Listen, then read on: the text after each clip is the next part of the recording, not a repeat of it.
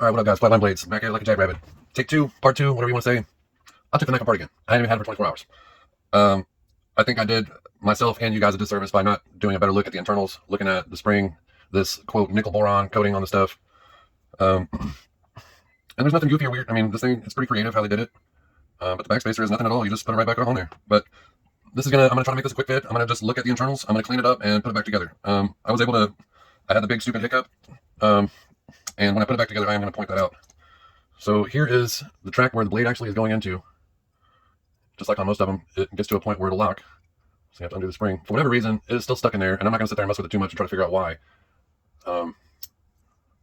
Let's see, screw it. I will go ahead and do it real quick. See, I'm trying to get it to focus here. These little things that are sticking out for that backside, I just believe that I did not have it over this last one enough, and that's what was causing me the problem. It was making the plate stick up. So when I took all three of them off again, kind of pushed the plate again, and I did this screw first, it worked, and the thing went back together immediately. So, hey, it is what it is. But then obviously there's going to be another lock right there, and since I have it and I'm trying to clean it and everything, I'm not going to get that one. I'm going to purposely not lock that.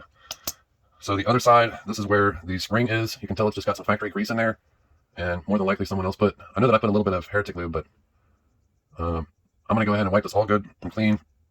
And so here is the spring assembly, and I guess, I don't know, I've heard different things. I hate saying stuff fact when I don't know it for sure, but from what I've seen or heard, this entire assembly is what is the nickel boron, and I'm assuming that includes the spring itself. But like I said, it seems like I can't get that confirmed.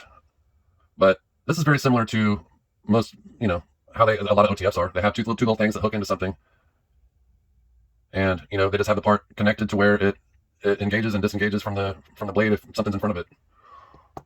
People are sad and disappointed when shit's not like a movie where you can just pull the trigger on it and it's going to go through somebody's hand. So here's the tie sides. It's just got a little track for the slider to go in. And, I mean, there's nothing different on this other one. It does have a little cutout, so I guess I'm supposed to slide it. I'm supposed to push it and then slide it to get it to go in the correct way.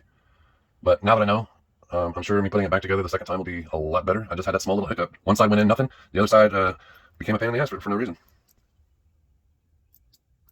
The slider's cool. It just has the side pieces built onto it. Elephant in the room is, look how you got a screw from the show side, and then look how fucking small the screw is from the backside. Like, that's part of how and why I had such a giant problem. And it's not a knife I'm probably gonna take apart very often, probably because of that. Like, it's not even long enough to have like two whole round. Does the thread even go around more than 2 or 3 times? Wow. So anyway, I might not even do this as a put back together video because it's really nothing. I already did the disassembly put back together. It was just one stupid little thing that was having a hiccup. So I'm probably just gonna limit this to showing the internals and going ahead and cleaning it. I was hesitating, and it's part of the reason I didn't do it yesterday. I wanted to keep the video fast. I knew it was going to go long. Taking a knife apart that not only you've never done, but there's not even a video that existed on it yet. And if it has, maybe it's been up for maybe 48 hours or something. I don't know. I didn't sit there and search YouTube again after I already uploaded mine. But I'm like 1,000% positive that is a little bit of factory grease in there. And part of my concern is when you undo that, I'm just wondering if now it's going to create a spring noise. So I'm going to reluctantly, because I don't want it to be too, I want the viscosity to be right. I don't want to put this in there to try to equal what Microtech did, but it'd be too, but I mean, this is made for firearm. It's just not necessarily this kind of grease. So I don't know. I might be risking it. The construction and everything, I like it. I don't like the little screws, but I mean, I guess all it's doing is holding one of these little pieces of tie on the side. That's all that one is doing. The other one has more function. It's actually closing the knife, the knife together, the top and the bottom. I mean, I don't know. A couple years ago, there was just barely any little thing on the edge of OTFs when you would take it apart. This is a lot different. I don't understand why you'd be scared to mess with the spring. I assume it's going to have a little bit of pressure, just depending on what I want to do. But since I'm small fry and only have a couple hundred followers or subscribers, whatever, nobody's going to sit here and watch a 20, 30-minute video from somebody that doesn't have anybody. So the truth and reality is I'll probably do this in 3 parts. I just wanted to give and show a good view of what the hell is going on inside of a Microtech Glykon. And see, it goes down there and it's going to actuate that other lock, but since I don't want to, there's no need for me to do it. And when it gets up here, it does the same thing. It's kind of intriguing that it does not want to come out of this track, but there's no reason for me to really sit there and get stupid with it.